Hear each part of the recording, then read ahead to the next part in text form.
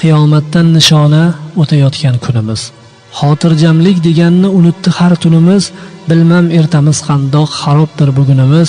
Tog'lar turgan joyidan ko'chmaganiga shukr, qiyomat o'z eshigin ochmaganiga shukr. Oilada er zoti o'zini bek bilmasa, ayol zoti halovat sakinada bo'lmasa, o'zbek qizi qornini ochishdan or qilmasa, tog'lar turgan joyidan ko'chmaganiga shukr, qiyomat o'z eshigin ochmaganiga shukr. Qushlar qolib qurbaqa ko'kda qilsa parvozlar, oq qushlar maskaniga egalik qilsa g'ozlar, pora ila shogirdin yetishtirsa ustozlar, tog'lar turgan joyidan ko'chmaganiga shukr, qiyomat o'z eshigin ochmaganiga shukr. Iymondan voz kechilsa lazzat uchun bir onlik va o'sha zot atalsa taqvodor va iymonlik, qaroqchilik hukmiga o'tsa agar posbonlik, tog'lar turgan joyidan ko'chmaganiga shukr, qiyomat o'z eshigin ochmaganiga shukr.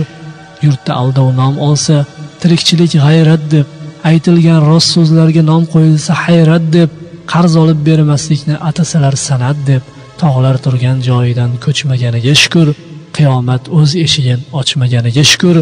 Bolaning zarbasidan otaga zaha yetsa, onalar qizlaridan pan nasihat eshitsa, olimlar lug'atidan amal degan so'z ketsa, tog'lar turgan joyidan ko'chmaganiga shukr, qiyomat o'z eshigin ochmaganiga shukr.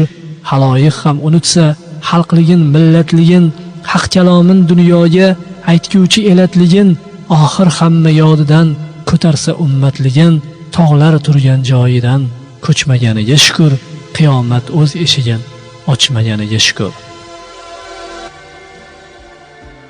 Payg'ambar alayhisalom sunnatiga muvofiq har birimiz avvalambor o'z oilamizni, ahli ayolimizni, qavm qarindoshlarimizni o'ylamog'imiz lozim. Yaqinlarimizning to'g'ri yo'lga kirganliklari inshaalloh boshqalarga ham ijobiy ta'sir qiladi.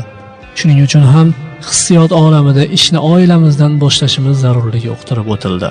Assalomu alaykum va rahmatullohi va barakatuh.